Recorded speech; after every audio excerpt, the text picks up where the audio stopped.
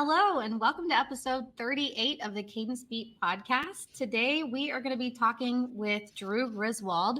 Drew is the director of outbound marketing for Stellar WP, which is our parent company at Cadence. And we're just going to have a nice little chat about advertising.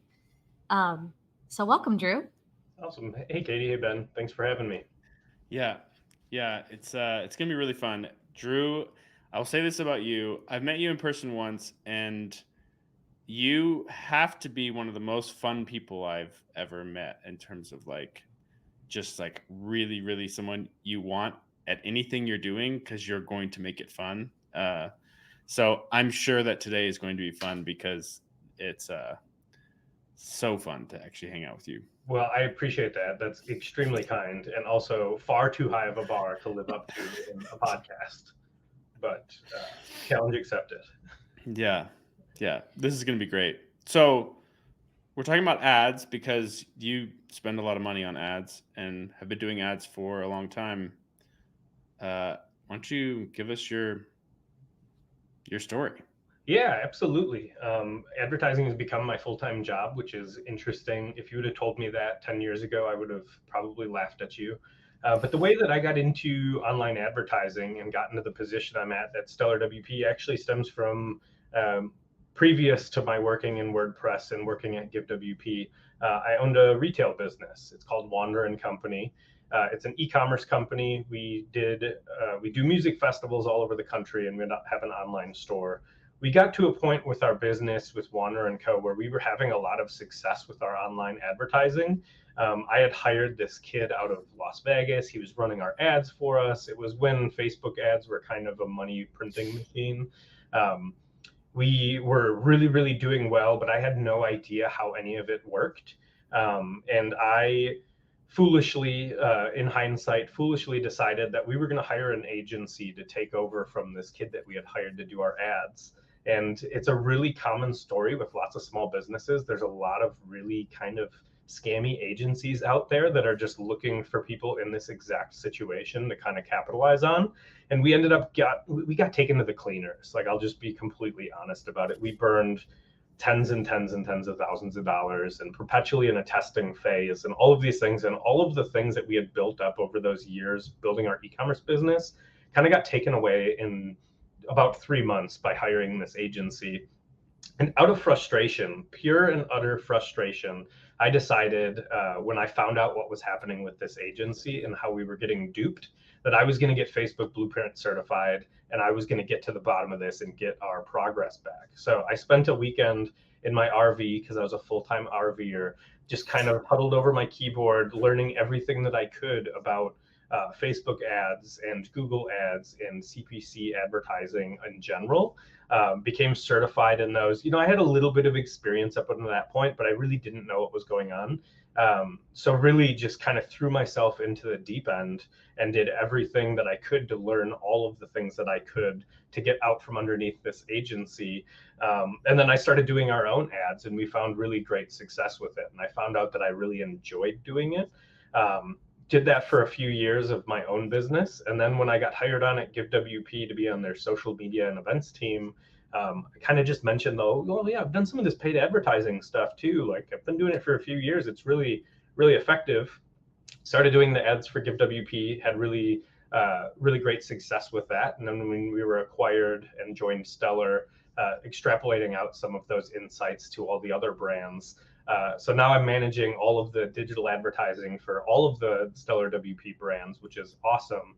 And it all started because of being frustrated with an agency that was making false promises, which I have a feeling for a lot of Cadence customers will be a refrain that they can kind of relate to, unfortunately. So that's So I think of how I got yeah, well, get into that a little bit, because I think now everyone's going to be like, oh crap, am I getting burned by my agency? Or people are going to be like scared to go and get an agency. What specifically should people be looking out for? Or like, how would you say you go about if someone's like, I want to hire an agency to do this? Yeah. And I don't want to disparage agencies across the board, right? There's a lot of really effective, really smart, really wonderful agencies out there that genuinely have folks' best interest in mind. But with the advent of the internet and some of these agencies that are out there that don't necessarily have the expertise to know what they were doing, it's really easy to look like a professional. And with something like paid advertising, you're always going to be able to find one metric that makes it look like you're doing really good work when you're not necessarily doing any work at all. The one I always fall back to is impressions. Like, impressions on the internet don't necessarily mean anything. It's really easy. You could put a $5 ad on Facebook and get tens of thousands of impressions. Where did they go? Were they effective? It doesn't matter. You got a lot of impressions, right? But I think accountability is just the big thing. If you have an agency that's not willing to be transparent about what they are doing, and they're not willing to give you access to the accounts for you to poke around in your own free time, that's a huge red flag for me right off the bat, right? But if you have an agency that's willing to go through this process with you, they're willing to dig into the account with you, show you exactly the changes that they're making, things like that, then chances are that you have a good one. So don't let me disparage all agencies right off, because yeah, there are some really great ones out there. Nice. And that also is really interesting about impressions. So do you want to go ahead and get into some of the metrics? Yeah, let's do it. I dropped a big bomb in there right away. Yeah. Right? It's like, what are some of the golden metrics? This is something we're going to talk about a little bit later, is like, what are some of the biggest tips that we could have for small businesses? And one of the biggest ones is picking your success metrics. If you are really focused on being as efficient as possible with your advertising spend, you could use return on ad spend as a metric. If you're really focused on getting qualified traffic to your site, you could use clicks as a metric. You could use, if you're really looking to take impressions away from your competitors, you could look at your lost impression share on Google. There are no shortage of really complex statistics out there that'll really specifically address whatever your felt need is. But defining those metrics as you go into the process is a really important part of making sure that you find success. So for something like GiveWP, for example, one of our stellar brands, we were really focused on lowering our customer acquisition cost. And one of the best things about advertising is you could see exactly how much you spent, and you could watch the entire customer journey of when they first clicked on an ad on Google, and then they saw a Facebook ad, and then they went to your website, they went through the consideration phase, they became a purchaser. And you know exactly how much money of that part of the process that you sent. So for me, advertising represents one of the most efficient, effective metrics that you could really track, because you're seeing exactly what you're spending and exactly what the outcomes are. I don't know if I danced around your question there, but there's no shortage of metrics, and it's really going to be specific to the small business of what they're looking to capture and what they're trying to accomplish with their paid program. Okay. And so generally, if you're, I have a small business, my brother and I run Pinnacle Foods, where we sell freeze-dried foods for backpacking, gourmet style. And for that, if we wanted to get into paid ads, we're probably going to be most interested in how much money do we have to spend to get someone who's going to buy something on our website. And you quote that as what exactly? What phrase did you use? I want to know how much money I'm spending. Oh, yeah. How I get that customer to be a paying customer. Your customer acquisition cost. With the terminology. One thing about paid ads is we love abbreviations. So your CAC or your CAC, if you want to make it key sounding. It's also just fun to say CAC in meetings because it kind of confuses people. But but for someone like you with a small business, it's all a matter of what your appetite is. If you want to really make a focused effort on growing the e-commerce portion of your business, yeah, you're going to have to spend a little bit of money, but you're going to want to monitor that. It doesn't have to be a lot of money. You could start at $5 a day. You could start at $2 a day if you want to. But if you think it's a reasonable expectation that you're going to be able to acquire a customer for $2, it's probably going to be a longer learning curve, and it's going to be a longer road to get the data that you need. So all the money does is get you more data, and it lets you adapt to that data quicker. So if you go in and spend $1,000 versus $100, you're going to have 10 times more data, in theory, if you did everything right, to make effective decisions to make that money work well for you, if that makes sense. And then in my case, obviously with Pinnacle Foods, you can come and spend $15, or you can come and spend $200. does that all get tracked? And is that part of the thing where I could say, like, I'm spending ads and I'm justifying the spend because of what revenue I make versus the customer acquisition price? And what's that term called? Yeah, I mean, absolutely, it will be tracked whether you're spending 50 cents or you're spending $500,000. And one thing I always caution people is before you get in advertising, it is really easy to accidentally spend a lot of money.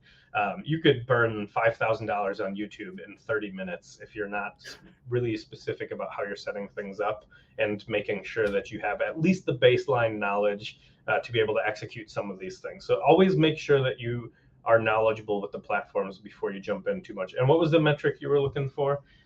The customer acquisition cost again?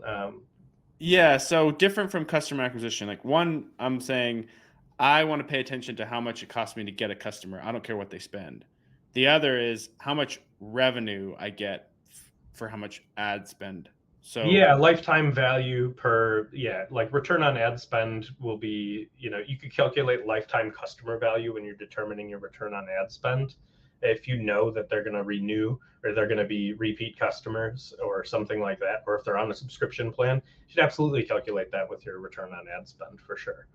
ROAS is like the golden goose metric that a lot of advertisers have been chasing for lots of years, and that's just I spend $1, I make $2. That's your return on ad spend. And hopefully, if you're spending $1, you're making at least $1, right? yeah, But a lot of brands don't. A lot of brands think that if you're spending $1, you should be getting it back in impressions and brand awareness and things like that. But we already kind of touched on impressions and why I don't think they actually mean anything. So yeah, it's like the story I always tell is like if a billboard on I-94 in Milwaukee, where I'm from, right? They'll say that they get 500,000 impressions a day. Well, there's only 600,000 people in Milwaukee. I don't think almost everybody's driving by that billboard every day.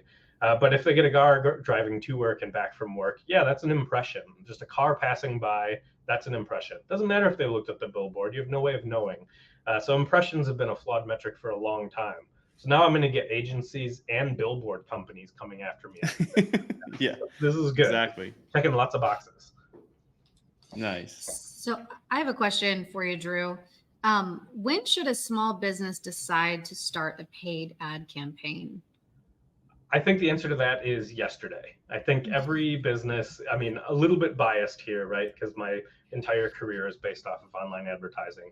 But I don't think there's a business too small where advertising isn't a benefit for them. Whether you're your first day in business and you're just trying to get new followers or engagement on your social posts or something like that, that could be supported with paid advertising. Or if you're trying to test your new website and seeing how people perform to do conversion rate optimization. There is no business too small for online advertising. And there aren't minimum spends with 99% of the relevant platforms out there. So if you want to start a Facebook ad for $2 a day, you absolutely can. And all that's going to do is give you more data to make informed decisions off of. Well, then how do you know what is the right type of ad to run? Like, even if you do have a small budget, because you could do boosts on Facebook. You could boost a post versus trying to, optimize for conversions on, sales pages or landing pages. So like, how do you know which one is the best one so that you don't waste money if you're new? It's going to depend on your goals as an organization. Where you're at in your business development is going to be a big part of it. Looking what your competitors are doing. One of the best things about Facebook ads is they have their ads library. So you can go and look at every single ad that your competitors are running. And you could glean a lot of insights from that. Say, oh, well, they're not doing any video images. They're doing all static images, or they're doing only text-based ads. You could glean a lot of best practices from that. But really having a clear idea of what your goals are from the beginning of the program is going to let you know what's going to be your effective next steps. If you know and you have reasonable goals, that's probably a good asterisk to put in there. It's like everybody's goal, make $2 million, right? But having reasonable goals and keeping those success metrics in mind as you're establishing your program, that will dictate what direction you go. One of the difficulties of talking about something like this in such a short amount of time is it's so broad. There are so many different directions. There's so many different platforms. There's so many different types of advertising. We could spend 10 hours just talking about one specific little campaign type on Facebook ads. So talking about it in generalities, I'm sorry if I give you general answers, but it really is going to be dependent on what your strategy is and where you're at as a business. Okay. So because I have a business and I can get free advice. Oh, is that pinnaclefoods.com? Pinnacle Foods, Yeah. .co. Okay. So yeah, how, like in this situation, would you go, because we're small, we don't do any ads right now. Would you go onto Facebook first? Where's your first target of like, if you're just getting into this, how do you determine that? How should we determine that? I would ask you, Ben, what is Pinnacle Foods' goal right now? Is it to grow your e-commerce business? Or Yes. is it to improve your, organic website traction? Is it to just, you want cash right now? You want people to buy your product right now? Okay. Right? Yes, I want people to buy my product right now, but that opens up a really big can of worms into like organic traffic. Are you suggesting that paid ads can improve your organic traffic? Organic might not be the right word, but I am suggesting that we are living in an increasingly inorganic world. Look at Google, type in freeze-dried foods for hiking, and see when the first organic search result comes up, and see when you probably go through 5 ads before you get to that first organic search result. So organic's definitely not the right term there, but it depends what type of intent you're trying to capture. If you're looking for diehard hikers that want an alternative food source and they know what they're looking for, search is going to be your option, because they're going to have really specific intent when they are searching for the terms that you're going to bid on. If you're just trying to get people to make impulse purchases and you're like, I think people that hike would like this a lot, they're not necessarily searching for it, but I think they'd really like it, then Facebook, display advertising, TikTok, some of those aspirational platforms where you could say, hey, here's the value that our brand provides. I think you'd like this. It's more interruptive, but the intent is going to be completely different on different platforms. So definitely thank you for calling me out on my misspeaking by saying the word organic. But I think you get the idea of what I'm saying. Yes. Okay. But yeah, so I think like in my case, there's one situation where I could say, you know what? I really want those diehard backpackers who go 10 times a year and they're going to spend $1,000 on freeze-dried food a year. Like that's my target. I'm going to try to get those customers, and I'm going to convince them on the fact that our quality's better, the taste is significantly better, and they're going to get way more nutrition out of the meals that they get from us versus our competitors. So I want that customer. I'm going for the like specific customer, whereas Facebook is going to be more like, I think I can hype this up enough that I'm going to get a lot of impulse buys from people that are even buying it as gifts for other people they know. Like, hey, do you know someone who likes to hunt or backpack or whatever? This is going to make their day and make their experience so much better. Is that kind of how we're talking about this? Generally speaking, yes. Specifically now, where Facebook used to be known for like lookalike audiences and their hyper targeting, and you could go in and select really specific interest groups that you want to target. More and more lately, Facebook is favoring broad targeting and letting their algorithm do the work. Whereas Google, you still have the opportunity to be really hyper targeted with keywords, and you could really capture specific intent, like people that, lowest calorie, best tasting hiking foods. So yeah, generally speaking, you're exactly right. That's kind of what I'm implying. Okay. And that was what, pinnaclefoods.co? Yeah, okay. You have to drop that in there one more time. Yeah. We've mentioned this on our podcast a lot, but I think it helps to give a real world example in terms of like how you would try to figure out. Yeah, absolutely. And then, as you were saying that, it's I know one of your questions that you had mentioned was landing pages. If you do have search intent ads, you're creating search ads, specifically make landing pages to show how much better you are than Cliff Bars or not pinnaclefoods.com. Or whoever. We'll keep from naming our competition out loud. No, yeah. I think we should call them all out. If I'm going down with Big Billboard, you need to go down with Big Freeze-Dried Foods. Yeah. No, just kidding. But yeah, I mean, that's a really good occasion for using specifically catered, targeted landing pages where you can show how your product differentiates itself from a really specific competitor. Okay. And you think it's good practice to put that competitor's nutrition facts right next to ours and call that brand out and all of that on that search intent page? I absolutely think so. As long as you're being truthful, there's nothing deceptive about listing nutritional facts. Yeah. Hopefully there's no funny business going on there. But Yeah. yeah, I think as long as you're being truthful and you're following, the law, the letter of the laws of using trademarks and things like that, then 100%, it's a really effective way to get consumers the information they're looking for in an easily digestible manner. And that's what it comes down to, is if you're just sharing information and allowing consumers to make their decision, then I think you're doing it in a way that isn't intrusive. It's not offensive or things like that. But I'm a big supporter of competitor landing pages as long as they're educational. Yeah. And so that, backing up, that is, if I'm interested in search traffic, I should probably make a landing page. Is that right? Generally speaking, yeah, I think that you have the ability with search traffic to take really, hyper focused intent. It would be silly to not let that intent land on a page that's specifically catered to them. You're kind of just leaving a superpower on the table if you have this really awesome keyword that you're bidding on that you're going to crush it on, and then you drop them on your homepage and just let them run wild. Putting them on a landing page lets you specifically control the customer journey. You're giving them the exact information that you think that they're looking for, and allowing them to make a purchase really quickly and easily without navigating through necessarily all of the facets of your website. Which brings me to my next comment, which is going to immediately contradict that, which is every page of your website should be optimized as a landing page, right? If you're thinking of your homepage not as a landing page, I personally think that you're doing something wrong. You should anticipate that a likely customer is going to land on that homepage, and you want to make sure that you're steering that customer journey to purchase as well, even if it's your homepage or your pricing page or a product specific page. So if you're like, oh, I really don't want to send ad traffic to this page, I think you should look at what that page's purpose is and make sure that you're optimizing it, because you should feel comfortable to send advertising traffic to any page on your website if it's optimized. Including blog posts? Especially blog posts. With Stellar WP, you teed that one up for me. That was a softball. Stellar WP, one of our favorite prospecting tools is blog posts.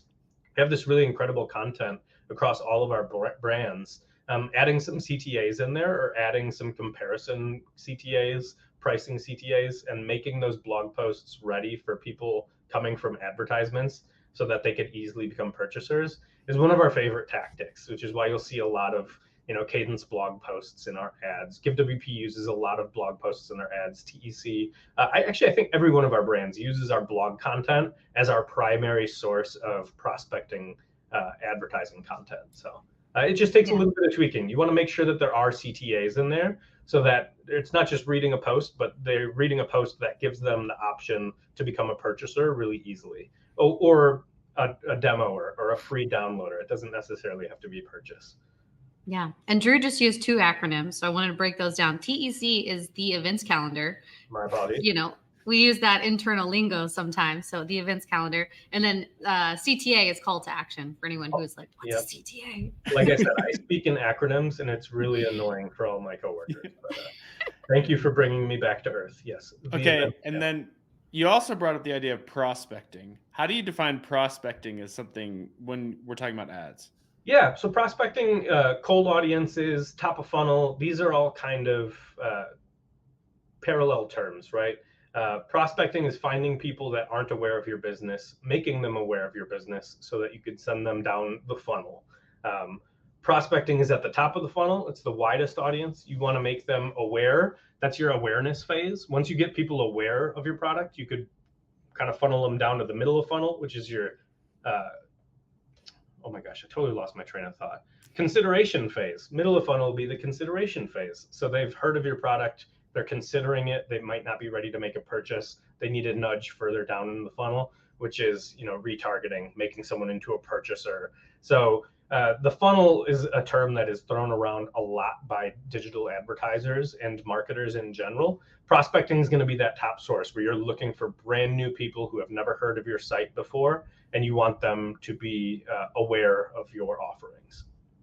Yeah. And the strategy behind that is sometimes it's going to take more than one touch to get someone to convert. And so if your entire strategy is around first interaction to conversion, it's going to be a lot harder than first interaction to consideration phase. So you're just trying to move them along in that funnel.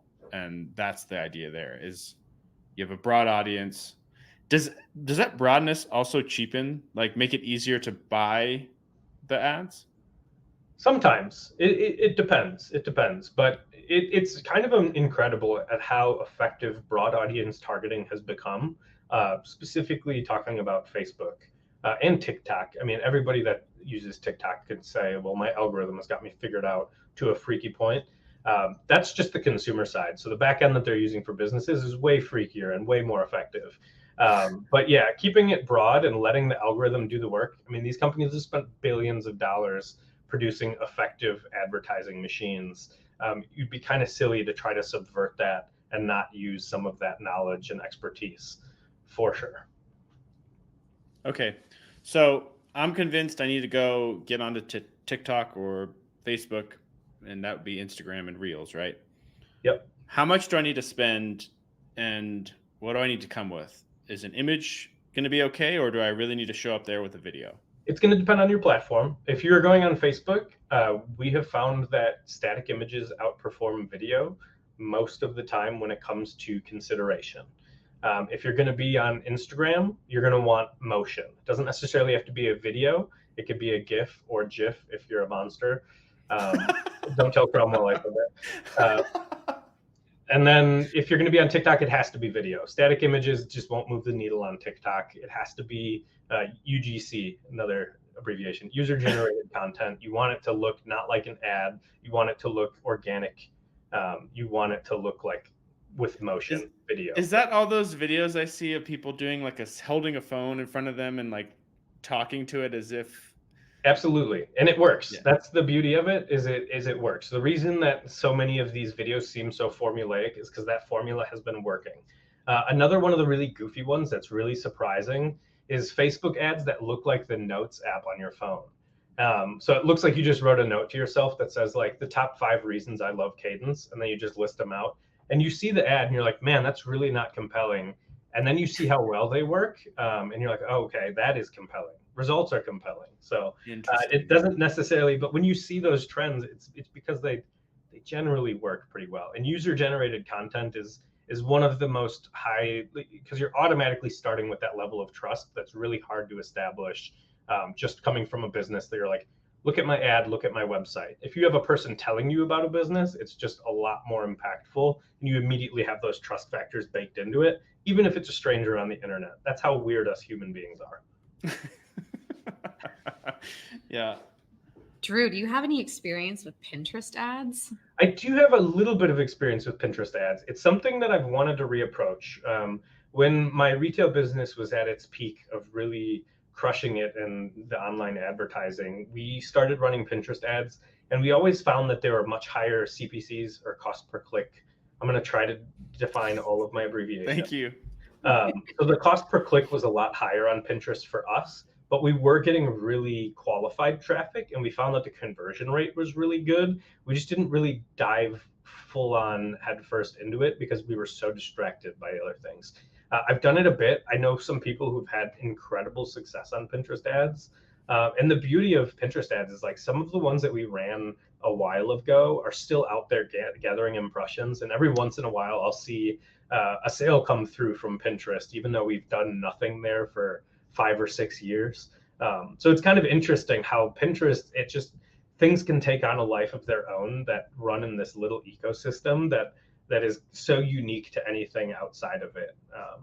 So it's really interesting. I wish I had more insightful things to say about Pinterest. I have a little bit of experience there, but it's something I'm really interested in reapproaching and trying again.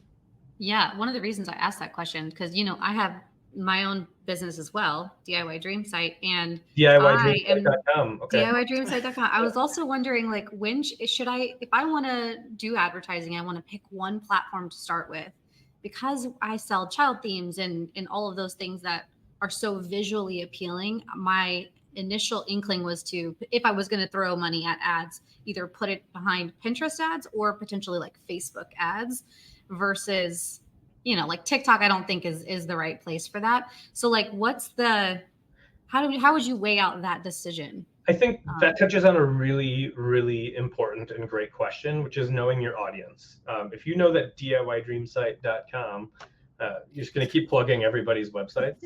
If you know that your audience is on Pinterest and that they are visual and they are going to appreciate that visual aspect of it, then that's exactly where you should be. Another thing about this is every one of these platforms has experts that are trained on that platform that are more than happy to get people up and running. And it is in their best interest for you to have success. Like a lot of the times, yes, they're going to say, spend more money, spend more money. Of course, they're going to say that, but it is in their best interest that you have success on their platform. Pinterest has a particularly helpful subset. I think their advertising experts were more than helpful, more so than the other platforms that I experienced with. So I would say absolutely reach out to them. And then all of these platforms have free tools for you to learn how to use them as well. So it's really zero risk to go on there, start an account, talk to one of their experts, read the documentation, see how it's set up. And then if at the end of that process, you think that you could be effective there, then give it a try. But I think knowing your target audience and knowing where they live, if you know that your people are on Pinterest, then that's absolutely where you should be advertising. If you know they're on Reddit, you should absolutely be doing Reddit ads. If you know that they're on TikTok, then give it a try. Get Ben out there with the phone in front of them and get TikTok ads going. So what about the user who's like, I tried advertising and it didn't work for me because they maybe threw $500 at it instead. They blew through their budget. It's like going to the casino. You pull one slot machine, you lose all your money. You're like, well, I hate casinos. This is ineffective. It's kind of sometimes it can feel like that. What would you say to that user who maybe has been burned by ads in the past? And what advice would you give them? Yeah, I think the piece of advice I'd give there specific to that analogy is advertising is not gambling. It shouldn't be. A lot of times it does feel like rolling the dice and trying to go viral. And just because something doesn't go viral does not mean that it's not successful. Every dollar that you spend on there is going to give you so much information. And if you've really failed on the advertising front and you've burned through money and you felt like you learned nothing, then I'd say go reapproach the data. And I bet you'll find something that will give you insights into your customer's experience. Whether it's like, wow, when I really dig down, our Facebook pixel says that 100 people added the cart, but only 2 purchased. It's like, okay, what are your shipping costs? What's your checkout process like? Like, why are people getting to that point and then being turned off from the process? Then go in and try to incentivize that. Retarget people that have added the cart and not purchased with a 10% off coupon code. So if you've spent money on ads, you have not failed. You have gotten data. What you do with that data, that is going to be where the success comes, right? But there's always going to be insights that can be gleaned from the spend, no matter what. I love that. That's actually really helpful. And then what about testing? I think some people are scared to continue because it feels like burning money just to test and to get some data. So what's your philosophy on testing different ads? My philosophy is have a plan, like have a budget, have a plan and stick to it. I was going to mention this later, but I'll bring it up. It's like monitor daily, analyze, or what was it I said earlier? It was monitor daily, tweak weekly, right? So give your ads time to run, give them time to do their thing, but make sure that you're going in with a plan. Don't just say, well, I'm going to start this ad. I'll check in on it in a few weeks, because that's the easiest way you could possibly burn money. Specifically set it. Say, I'm going to do a 10-day test. I'm going to spend $100. I'm going to spend $50 of it on prospecting, 50 on retargeting, and then go in there, watch the ads do their thing, adjust it after 5, 6, 7 days when they've had time to go, and then make your decisions based off of data and not off knee-jerk reactions. It's really easy to look at your dashboard and refresh it every 5 minutes and be like, oh man, we've already spent $20 and I'm not a millionaire yet. So this is a failure. I'm going to kill it. I'm going to stop. Stick to your plan, and know going into that at the end of your plan, you're going to have data that you could use to make decisions, whether it's going to continue to advertise, scale up, or pull back. Those are all valid options that you should be considering when you're looking to establish your program. Yeah, that's probably a good stance to take as well when you're just looking at your own website analytics. Like if you have the same philosophy on both, then you can start making data-driven decisions to move the needle in your business, Yeah, but whether data it's takes time. website ads. Yeah. I mean, I'm on Facebook. They have what's called the learning phase. A lot of people are really freaked out by the learning phase. Um, it's not necessary. It doesn't mean things aren't effective until they get out of the learning phase, like some people might imply. But it does take time. It does take data for these algorithms to learn. You can't just go in and say, "Make me money, please." You do have to give it input. You have to collect that data.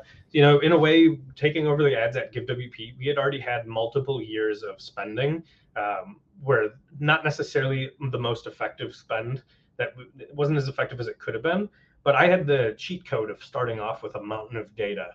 So being able to go in there and say, well, let's move this around, let's tweak this. Google already knew so much about our business at that point, and we had already spent X amount of dollars, that it was relatively easy to go in there and steer it in the right direction once you have enough data. So the data is really it's not a failure if you're learning, right? It's not a failure if you're collecting data and you can use that to make decisions. Nice. Okay, I also have one other thought, and it's somewhat related. So even if someone's not ready to spend ads yet, do you think that it's advantageous for them to put the Facebook pixel or the Pinterest tag on their website in order for them to start collecting like that user information, so that when they are ready to run ads, they can do lookalike audiences? Like, is that a best practice that people should do on their website? I 100% think so. Okay. This is an unpopular thing. I know Facebook gets a lot of flack, especially Facebook ads and the Facebook pixel, but absolutely. The easiest, lowest hanging fruit for a lot of businesses that have a pixel that want to start advertising is retargeting. Finding those people, like the example I said before, that have added the cart but they haven't finished their purchase. That's your easiest, lowest hanging fruit audience that you're ever going to get with advertising. So that's a really good starting point. If you just want, like, a lot of businesses just run $5 a day Facebook retargeting ads for people that visited their website that didn't become a customer. And that could be a really effective advertising program if that's what your appetite is and it's giving you the results that you're looking for. It doesn't have to be, well, it's only successful if we scale to $5,000 a day in spend. That $5 a day retargeting, add to cart, no purchasers, can be really profitable, can be really effective if you're doing it right. So absolutely. That's great. Yeah, which we've said all this without the main thing. Like, a lot of people are setting their sites early. You do need to get analytics completely set up to where you can track this stuff. Don't run it without tracking, because that's you're not going to learn. Absolutely. You definitely don't want to be flying blind. You want to have as much information as you could possibly gather to make informed choices. But there's so many resources out there to get you established with analytics, to get you the Facebook pixel, make it really easy. A lot of our stellar products have Facebook integrations. GiveWP has a free Facebook pixel integration, givewp.com. If we're plugging URLs, mine as well. Yeah. But yeah, so there are a ton of resources that make it relatively easy. There's not a single thing that any one of these listeners is going to do that hasn't been done and documented before on the internet. So absolutely, don't be afraid to start, and don't be afraid to ask questions too. Nice. Cool. Okay, I have a question for Kadence specifically. What's working now? Like, give us a little behind the scenes of our ad strategy. Like, give us a tip. Yeah, one of the things that's working the best for Kadence right now is how to build a link tree alternative. And I think when we wrote that blog post, I'm not going to speak on behalf of who wrote it, but I don't think it was necessarily a big blog post that got a ton of attention. But from an ads perspective, it's been one of our best hooking prospecting pieces that we have. Just showing people, like, hey, you could really easily spin up a link tree alternative that's not on Linktree, not to get in trouble with Linktree now too, but that piece of prospecting has been really, really effective for us. And then we split most of our advertising budget is allocated for prospecting, and about 30% of it, I'd say, is for retargeting, just from a Facebook perspective. On Google, it's a whole different monster, a whole different approach for sure. But Google, we've had a lot of success with Performance Max campaigns. Everybody has. Performance Max has been really great. And Performance Max is essentially using Google's automated tools to you feed it a ton of assets and it'll decide placements for you, and it'll decide the headlines that it wants for you and things like that. It sounds scary, but it's actually really, really cool and really effective. Wow. That's awesome.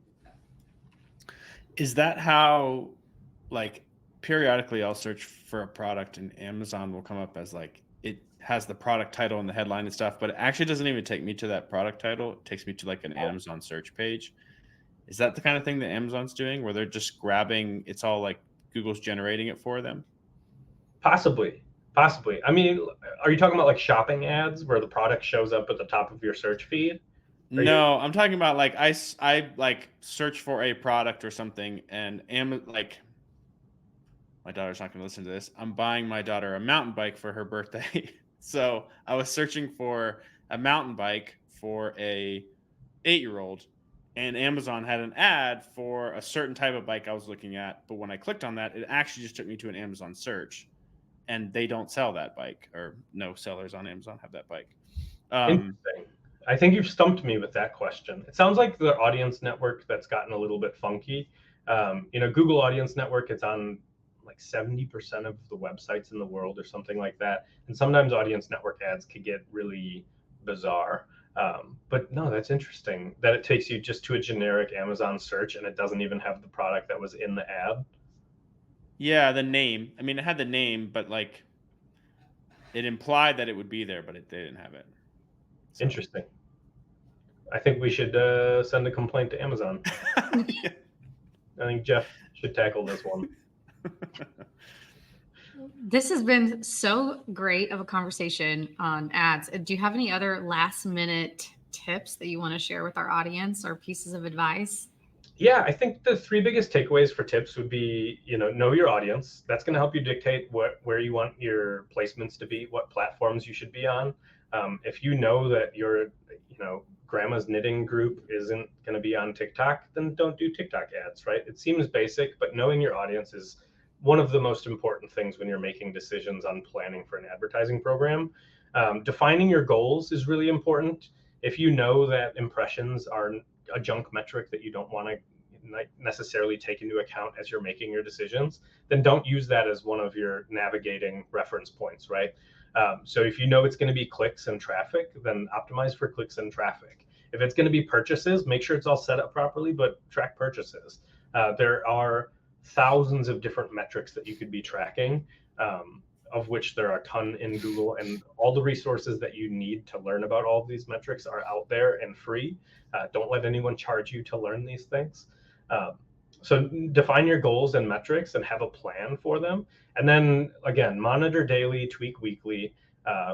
Don't make knee-jerk reaction decisions. You're never going to give your ads time to breathe, to learn, to grow if you're killing them right away. So let them run, let some data come in, and make decisions on a little bit more elongated basis if you want to really find success.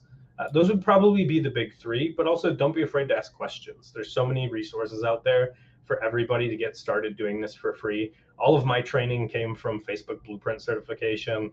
Google has an online certification program that's completely free for their advertising platforms. You can become a Microsoft certified ad planner for free through Bing Ads. All of these things are going to teach you more about different platforms, and all of them are going to have different things that you could extrapolate out about digital advertising in general. But all the best resources that exist out there are free. And I'll just keep saying that over and over again. Wow, And that's really cool. clinicalfoods.co and DIYdreamsite.com. And Give WP. Yeah, Give WP. Yeah. Well, this has been great. Thank you so much for joining us. We're going to have you back on because you have other side projects that you built with Kadence. Yeah, we haven't pinged all your, set all your domains either. So we have not scratched the surface quite yet, but I will be happily rejoining if Big Billboard doesn't blacklist me from the Kadence Beat podcast. Yeah. Well, thanks again for joining us, and we'll see you guys next episode on the Kadence Beat. Thanks for having me.